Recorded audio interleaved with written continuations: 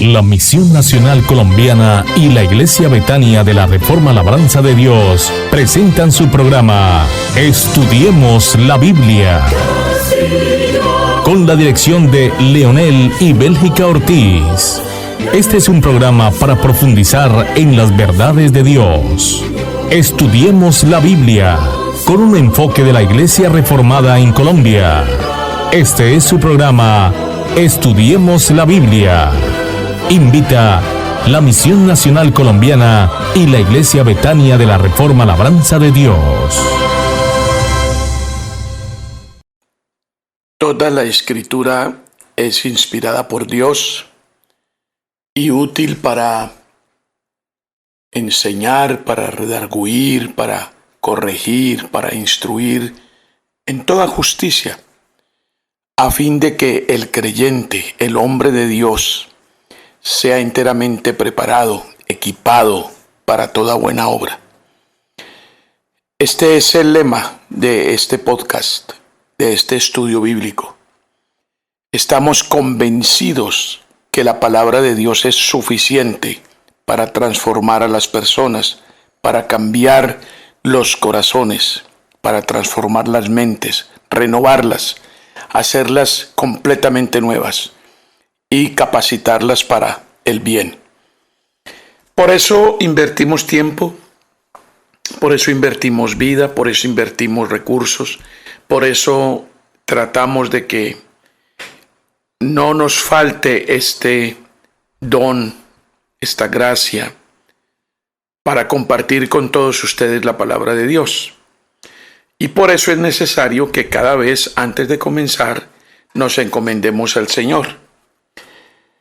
Padre Celestial, te alabamos, te adoramos, te glorificamos y te reconocemos como el único Dios verdadero, el creador de los cielos y de la tierra, de todo lo que vemos y lo que no vemos. Eres el verdadero, el único y el fiel. Y pedimos en esta hora y en este momento la ayuda de tu Santo Espíritu para que podamos, oh Señor, transmitir tu palabra, leerla con sentido, con temor, con reverencia y exponerla en la mejor manera posible, con la ayuda de tu Santo Espíritu, con la guía tuya. Bendice a cada uno de los seguidores, de los oyentes y de los que estudian tu palabra con nosotros. Dales gracia, dales evangelio, dales comprensión, dales sabiduría, dales amor para cumplir lo que aprenden cada vez que estudian tu palabra con nosotros o en cualquier otra forma. En el nombre de Cristo Jesús. Evangelio de San Juan, capítulo 11, versículos 1 al 6. Estaba entonces enfermo uno llamado Lázaro de Betania, la aldea de María y de Marta su hermana. María, cuyo hermano Lázaro estaba enfermo, fue la que ungió al Señor con perfume y le enjugó los pies con sus cabellos. Enviaron pues las hermanas para decir a Jesús: Señor, he aquí el que amas está enfermo. Oyéndolo Jesús dijo: Esa enfermedad no es para muerte, sino para la gloria de Dios, para que el Hijo de Dios sea glorificado por ella. Y amaba Jesús a Marta y a su hermana y a Lázaro. Cuando oyó pues que estaba enfermo, se quedó 2 días más en el lugar donde estaba. Lázaro está enfermo, un amigo cercano y personal a nuestro Señor Jesucristo. Hay una razón para enfatizar que se trataba de un personaje de Betania. Hay razón para que el Evangelio nos muestre puntualmente el lugar geográfico. Y la razón para que se haga esta claridad en el texto puede ser la siguiente. La afirmación precisa y puntual de que Lázaro era de Betania, una localidad que también albergaba y era el pueblo de María y su hermana Marta. La razón probable por la cual se menciona esta circunstancia es que Lázaro no había adquirido tanta fama entre los creyentes como sus hermanas, porque estas santas mujeres estaban acostumbradas a ser muy hospitalarias con el Señor Jesucristo y de esta manera le servían. Su casa era un lugar de descanso para el Señor Jesucristo. Vamos a las Escrituras y comencemos a armar el soporte bíblico de nuestra reflexión. Evangelio de San Lucas, capítulo 10, versículo 38. Aconteció que yendo de camino, entró en una aldea, y una mujer llamada Marta le recibió en su casa. Traigo este versículo a colación porque es necesario que nosotros aprendamos de una vez por todas que la costumbre del Señor Jesucristo al pasar por Betania o cerca de Betania era visitar la casa de María y Marta, hermanas de Lázaro. Pero como les dije anteriormente, Lázaro no descollaba entre los discípulos de Cristo. Era poco conocido por alguna razón que tampoco nos ilustra o nos define la palabra de Dios. Hemos de estudiar muy reflexivamente frente a esta parte del Evangelio de San Juan que acabamos de escuchar, pues tiene un toque particular y solemne que no debemos pasar por alto. El evangelista pasa a otra narrativa que contiene un milagro eminentemente digno de ser recordado y analizado. Porque no solo Cristo dio una prueba notable de su poder divino para resucitar a Lázaro, o en el momento de resucitar a Lázaro, sino que también, póngale mucha atención a esto, también puso ante nuestros ojos una imagen viva de nuestra futura resurrección. Recuérdese que había controversia entre los fariseos y los saduceos. Los saduceos negaban toda posibilidad de resurrección. Los fariseos creían en la resurrección. Entonces había controversia, habían dudas sembradas, había algunas cosas que era necesario dejar claro. Y esta es una de las cosas que Cristo hizo para dejar en claro que la resurrección de los muertos es posible y segura. De hecho, se podría decir que esta fue la última y concluyente acción de la vida de nuestro Señor Jesucristo, ya que el momento de su muerte estaba muy próximo. No debemos preguntarnos, por lo tanto, si Él ilustró su propia gloria de una manera extraordinaria en el caso de la resurrección de Lázaro, cuyo recuerdo deseaba que quedara profundamente impreso en las mentes de las personas que la atestiguaron. Algo que podría sellar en algunos aspectos todo lo que había desaparecido. Antes de este acontecimiento, hubo otros a quienes Cristo había resucitado de los muertos. Pero ahora, en forma intencional e impresionante, muestra su poder sobre un cadáver podrido, descompuesto.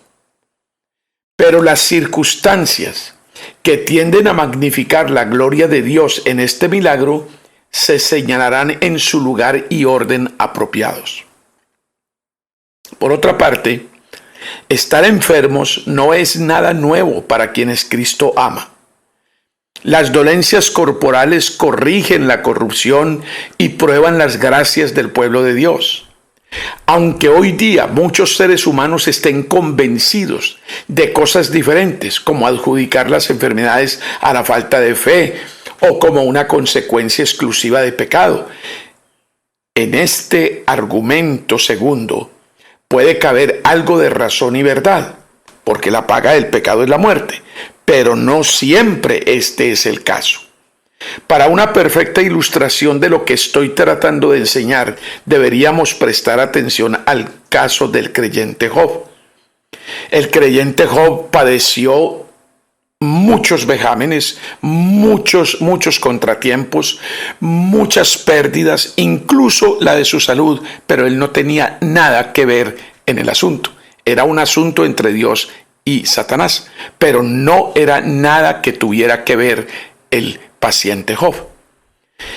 Cristo no vino a resguardar a su pueblo de sus aflicciones, sino a salvarlos de sus pecados y de la ira venidera.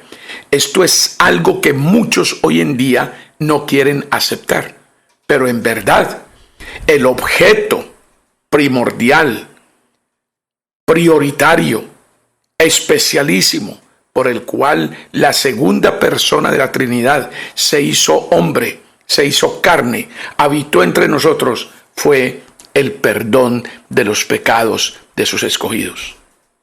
Sin embargo, nos corresponde apelar a Él por cuenta de nosotros mismos y nuestras tremendas limitaciones frente a nuestras alternativas para recuperar la salud, no solo la corporal, sino la espiritual. Y nos toca recurrir a Él por nuestros amigos, por nuestros parientes, muy especialísimamente y en primer orden por nuestras esposas, por nuestros hijos. Así por los que estén enfermos físicamente, por los que estén afligidos físicamente, por los que estén pasando por momentos muy oscuros, pero sobre todo por aquellos que su vida espiritual no ha sido redimida, que su vida espiritual no ha sido restablecida, que su vida espiritual no ha venido a ellos por la gracia de Dios y la obra de nuestro Señor Jesucristo. Que esto que estamos estudiando nos reconcilie con el lado más oscuro de la providencia, que todo es únicamente para la gloria de Dios, sin importar las circunstancias, el tiempo, la edad, la condición, etcétera, etcétera. Así son enfermedad, pérdida, desilusión, y debemos llenarnos de alegría y satisfacción si Dios es glorificado en esto. Ahora, no se gratificará nadie con las pruebas de esta naturaleza frente a la gloria de Dios si no comprendemos lo que son las pruebas y para qué son las pruebas. Y si este es el caso, necesitamos pedir con fe, con persistencia, con seguridad, con estabilidad, que nos den la sabiduría para comprender todas estas cosas. Jesús amaba a Marta, a su hermana María y también a Lázaro, su hermano. Estos hermanos eran realmente favorecidos grandemente, como lo son las familias en que abundan el amor y la paz. Pero son sumamente felices hasta lo sumo, aquellas familias a las que Jesús ama y por las que Jesucristo es amado. ¿Cómo hacemos que Dios nuestro Señor, Jesucristo, ame nuestras familias? Él debe reinar en nuestro matrimonio. Él debe reinar en nuestra familia. Él debe reinar en nuestras vidas. ¿Y cómo se logra eso? Solo por la fe y solo por la gracia. Solo por el don de Dios. ¿Cómo logras tú elaborar todas estas cosas en tu mente y en tu corazón? Escuchando la palabra. La fe es por el oír y el oír por la palabra de Dios. Éxodo capítulo 20, versículo 6. Y hago misericordia a millares, a los que me aman y guardan mis mandamientos. Si ustedes leen el contexto de este versículo, se darán cuenta que Dios en su palabra se está refiriendo a la forma como Él castiga el pecado de los padres sobre los hijos, con consecuencias sobre los hijos, no por el pecado en sí, sino las consecuencias sobre los hijos y los hijos de los hijos. Pero a renglón seguido en este versículo, en el contexto, también declara: yo hago misericordia a millares de los que me aman y guardan mis mandamientos. Es importante que la familia gire alrededor de Dios, que Dios sea el centro de la familia, del matrimonio, del hogar. Hoy en día lo único que conocemos del matrimonio y la familia es crisis, desastre, ruina, acabose, porque el hombre, creyéndose más inteligente que Dios, piensa que sabe cómo manejar sus relaciones, incluso las matrimoniales, incluso las familiares. Pero sin Dios es imposible. Es verdaderamente lamentable que raras veces sea el caso de cada persona. ¿A qué me refiero? A la bendición que Dios da a millares de los que le aman y guardan sus mandamientos. Porque así como Él castiga la maldad de los padres sobre los hijos y los hijos de los hijos, también bendice las obediencias, el amor, el sometimiento, la sumisión de los padres sobre los hijos. Dios es un Dios de generaciones.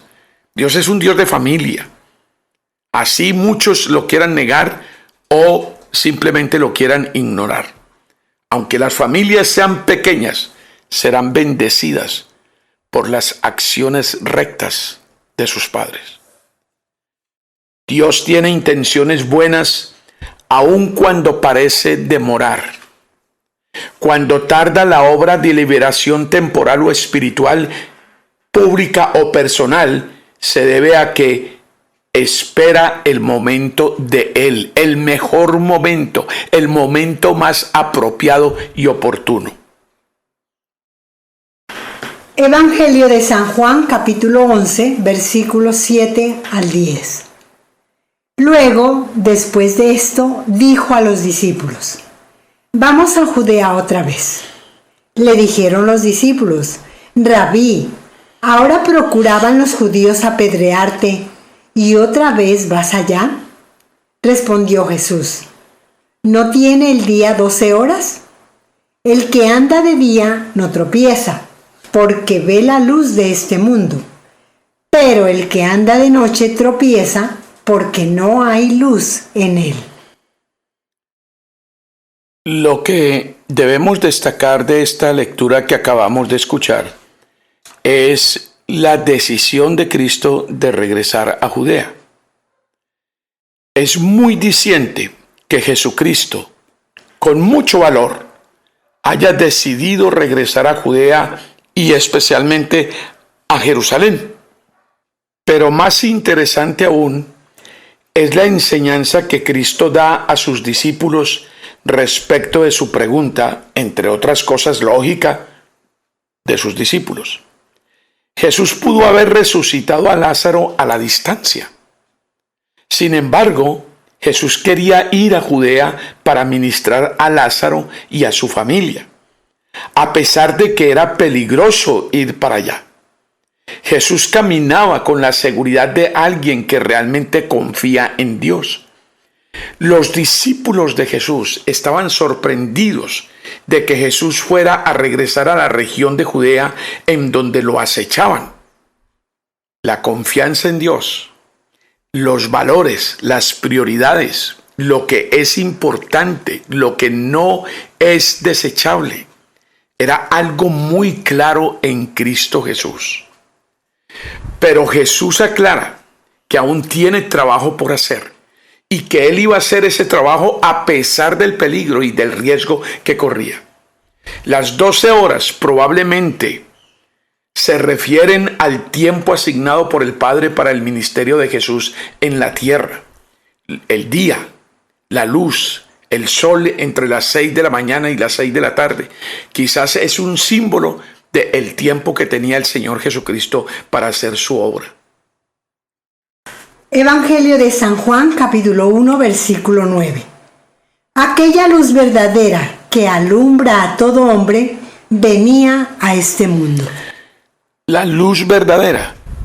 Había luz antes, pero no era la luz verdadera. Ninguna otra luz es verdadera. La única luz verdadera es la luz de Cristo, la luz que alumbra a todo hombre.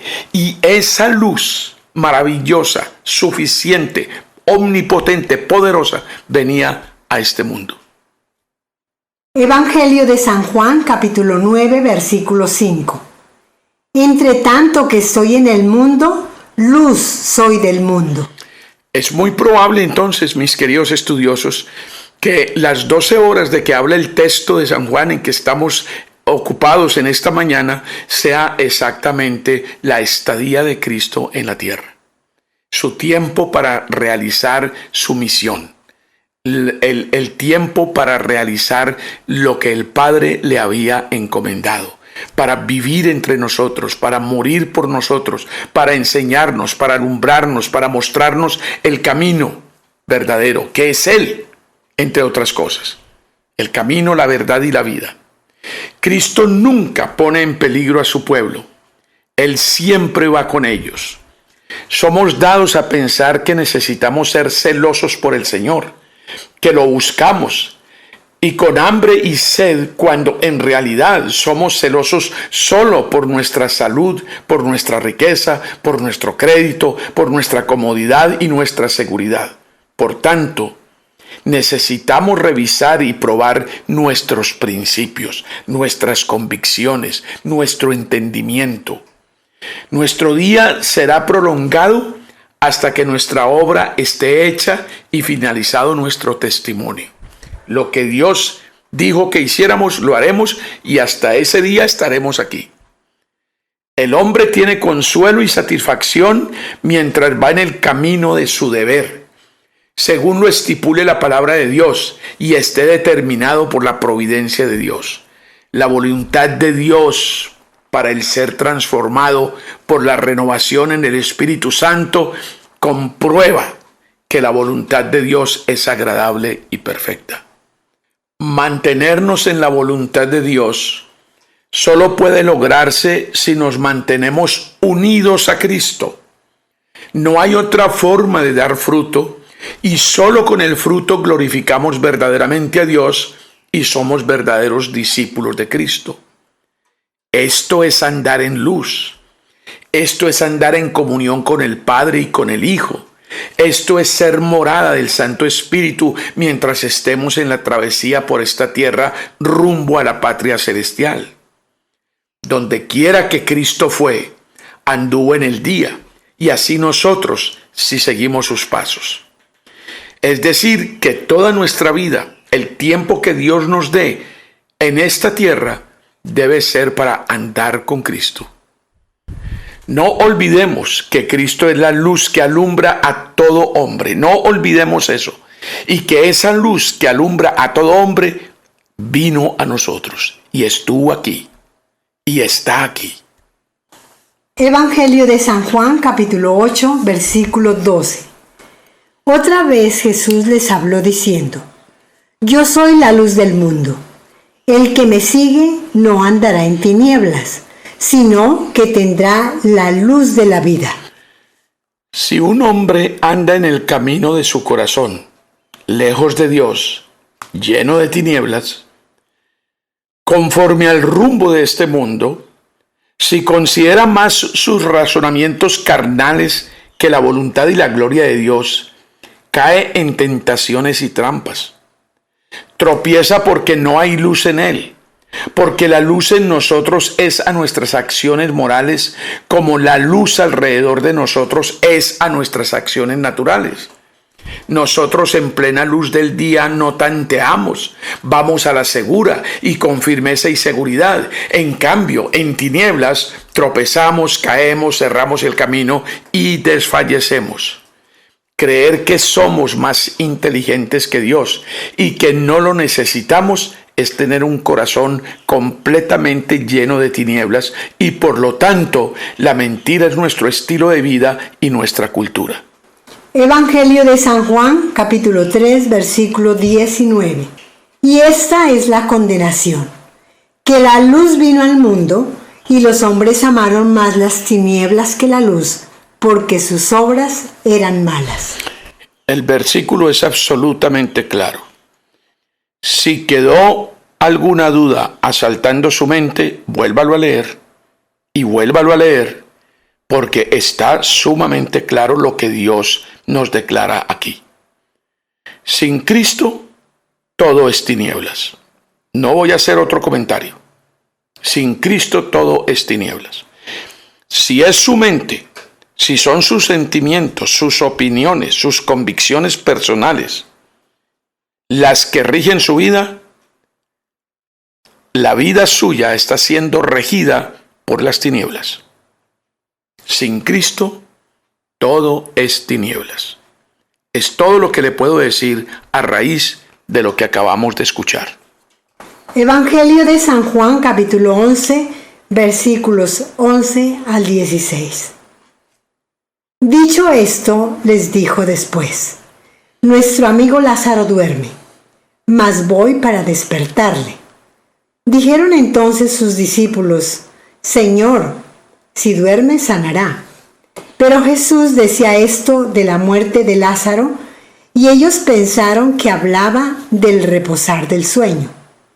Entonces Jesús les dijo claramente: Lázaro ha muerto, y me alegro por vosotros de no haber estado allí para que creáis, mas vamos a él. Dijo entonces Tomás, llamado Dídimo, a sus condiscípulos: Vamos también nosotros para que muramos con él. Bien, ahora nos vamos a encontrar con la muerte de Lázaro, ya no con la enfermedad, con la muerte. Puesto que estamos seguros de resucitar al final, ¿por qué la esperanza que cree en la resurrección a la vida eterna no nos facilita el sacarnos el cuerpo y morir como si fuera sacarse la ropa e irse a dormir? Cuando muere el cristiano verdadero, no hace sino dormir. Descansa de las labores del día pasado. Si de aquí que la muerte sea mejor que dormir, porque dormir es solo un descanso breve, pero la muerte es el fin de todas las preocupaciones y esfuerzos terrenales.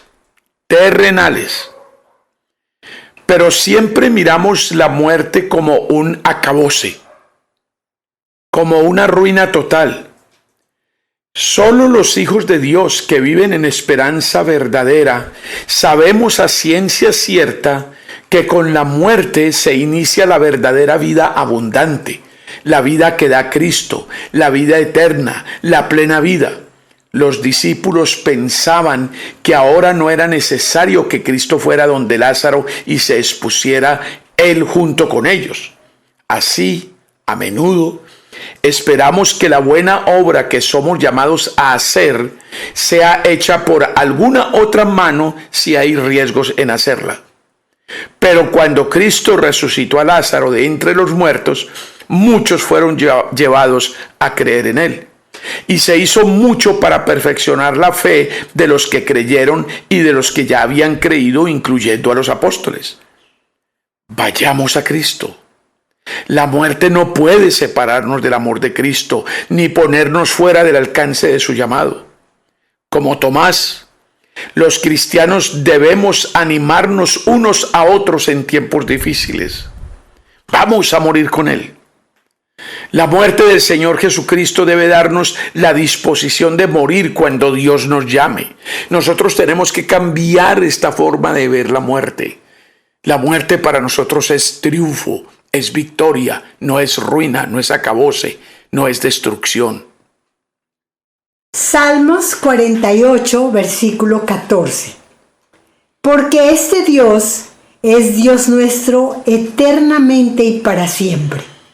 Él nos guiará aún más allá de la muerte. Qué bueno enfrentar la muerte con esta esperanza. Qué bueno poder mirar de frente la muerte y decirle: ¿dónde está, oh muerte, tu aguijón? Porque estás vencida. Cristo te aniquiló en la cruz y ya no te pertenezco. Pertenezco a la vida que me da Cristo, a la luz que me da vida. El Señor Jesucristo derrotó la muerte. Ya no tiene poder sobre nosotros. Está totalmente vencida y su aguijón nada puede contra nosotros. Tenemos que cambiar nuestro concepto acerca de la muerte y lograr que nuestra esperanza de victoria y bienaventuranza crezcan en nosotros para sumo gozo, que alabe a nuestro Dios. Eso es lo que debemos comenzar a ver. Eso es lo que debe arrojar el resultado de una mente transformada, de una mente cambiada, de una mente que es nueva en Cristo Jesús. Salmos 116, versículo 15. Estimada es a los ojos de Jehová la muerte de sus santos. No espere la muerte con temor. En Cristo hay toda esperanza y consuelo, toda fortaleza y promesa de vida eterna.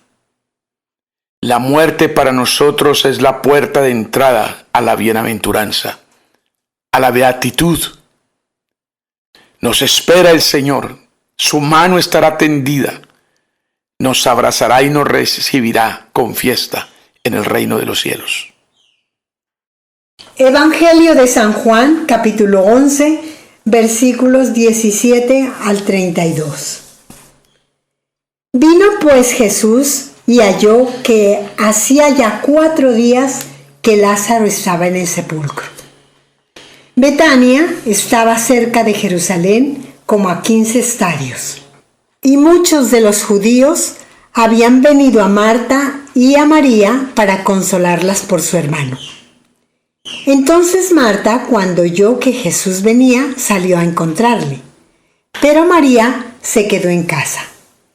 Y Marta dijo a Jesús: Señor, si hubieses estado aquí, mi hermano no habría muerto. Mas también sé ahora que todo lo que pidas a Dios, Dios te lo dará. Jesús le dijo: Tu hermano resucitará. Marta le dijo: Yo sé que resucitará en la resurrección en el día postrero. Le dijo Jesús: Yo soy la resurrección y la vida. El que cree en mí, aunque esté muerto, vivirá. Y todo aquel que vive y cree en mí, no morirá eternamente. ¿Crees esto? Le dijo: Sí, Señor, yo he creído que tú eres el Cristo, el Hijo de Dios, que has venido al mundo. Habiendo dicho esto, fue y llamó a María su hermana, diciéndole en secreto: El Maestro está aquí y te llama. Ella, cuando lo oyó, se levantó deprisa y vino a él. Jesús todavía no había entrado en la aldea, sino que estaba en el lugar donde Marta le había encontrado. Entonces, los judíos que estaban en casa con ella y la consolaban, cuando vieron que María se había levantado deprisa y había salido, la siguieron diciendo: Va al sepulcro a llorar allí. María, cuando llegó a donde estaba Jesús, al verle, se postró a sus pies diciéndole: Señor, si hubieses estado aquí, no habría muerto mi hermano.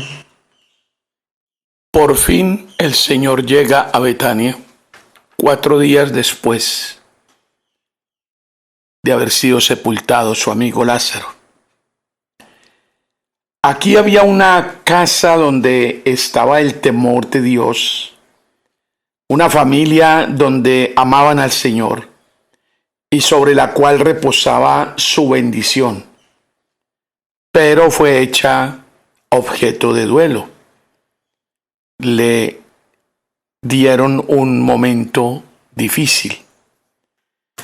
La gracia evita el duelo en el corazón, pero no en las circunstancias, no en el hogar, no en la familia, no en la sociedad.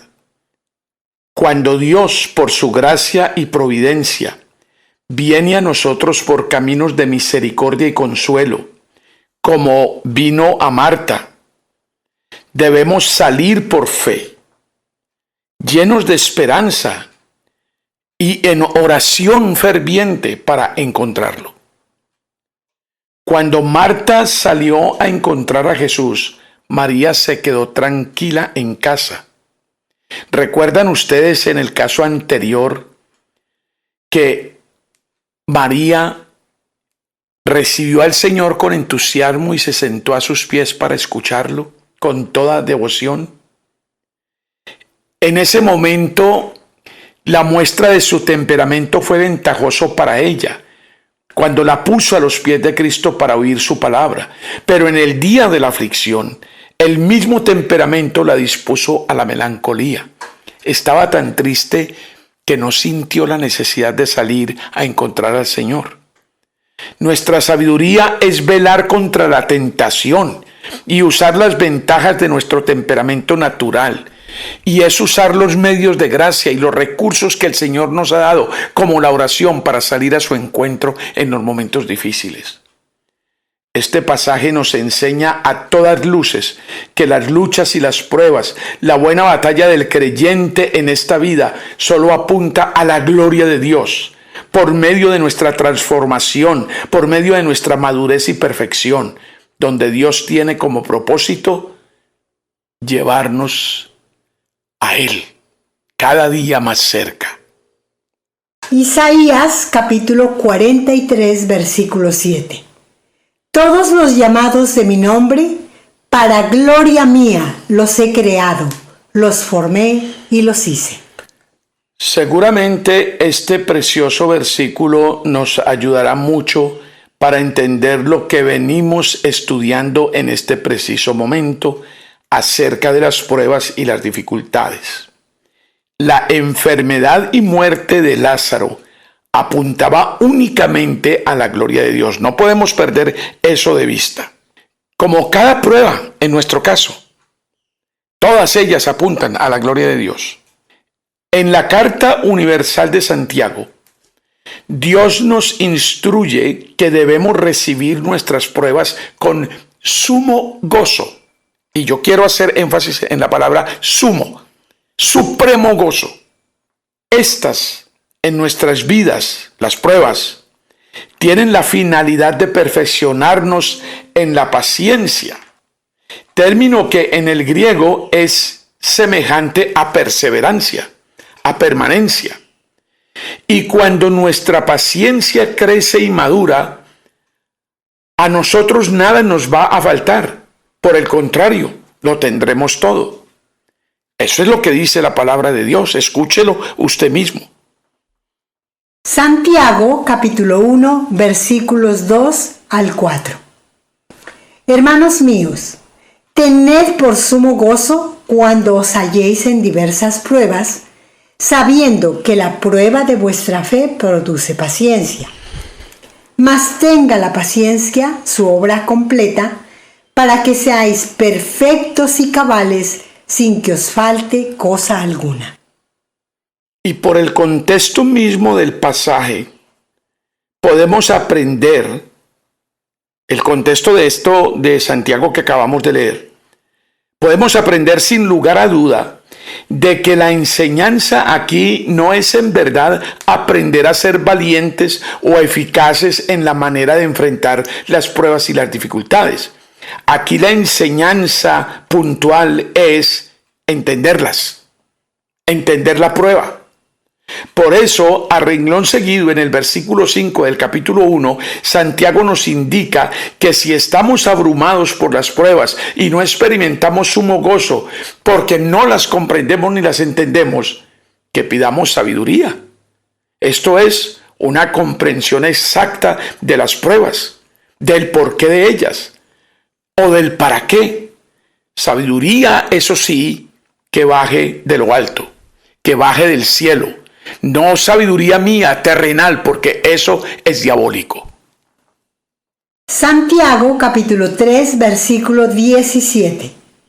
Pero la sabiduría que es de lo alto es primeramente pura, después pacífica, amable, benigna, llena de misericordia y de buenos frutos, sin incertidumbre ni hipocresía. El remate del versículo es precioso.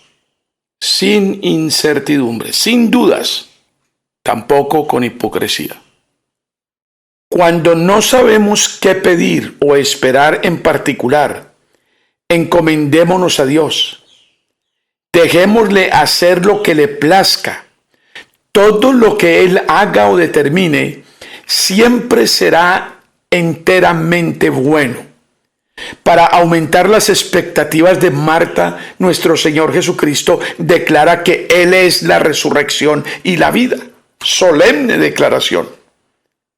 Es la resurrección en todo sentido. Es fuente de resurrección, es la sustancia de la resurrección, es la primicia de la resurrección y causa de ella misma. El alma redimida vive feliz después de la muerte, y después de la resurrección el cuerpo y el alma son resguardados de todo mal para siempre.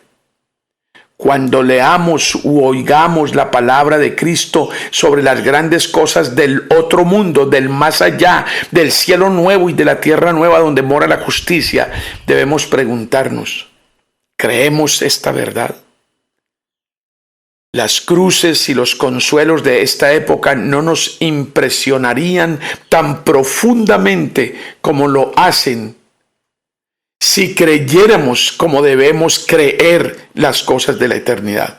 Si tuviéramos nuestros ojos puestos en la otra vida, cuando Cristo nuestro Maestro viene, nos llama, Él viene en su palabra y en su mandamiento y nos llama a ellas, nos llama por ellas y nos llama a sí mismo. Los que en un día de paz se ponen a los pies de Cristo para que les enseñe, pueden, con consuelo, echarse a sus pies para hallar su favor en un día de inquietud, en un día de dificultad, en un día de problemas, en un día de angustia. Acudamos a Cristo. Cristo es suficiente. No necesitamos más. Todo lo podemos en Cristo que nos fortalece. Podemos vivir en abundancia o en escasez, en riqueza o en pobreza. Todo lo podemos en Cristo Jesús, en salud o en enfermedad. Todo lo podemos en Cristo Jesús. Las pruebas solo tienen un objetivo: glorificar a Dios y perfeccionarnos a nosotros. Queridos estudiosos de la Biblia, queridos seguidores, Dios nos ha dado la gracia de tener un estudio más. Espero que esté siendo de bendición para ustedes y ruego sus oraciones para que podamos continuar hasta terminar en el libro de Apocalipsis y, si Dios quiere, iniciar la segunda vuelta de estudio de toda la Biblia. Que el Señor los bendiga ricamente. Los amo y los amamos, mi esposa y yo, con todo el corazón, y queremos que Dios los llene de gracia, de evangelio y de luz. Amén. Estudiemos la Biblia con la dirección de Leonel y Bélgica Ortiz. Este es un programa para profundizar en las verdades de Dios. Estudiemos la Biblia con un enfoque de la Iglesia Reformada en Colombia. Este es su programa Estudiemos la Biblia. Invita la Misión Nacional Colombiana y la Iglesia Betania de la Reforma Labranza de Dios.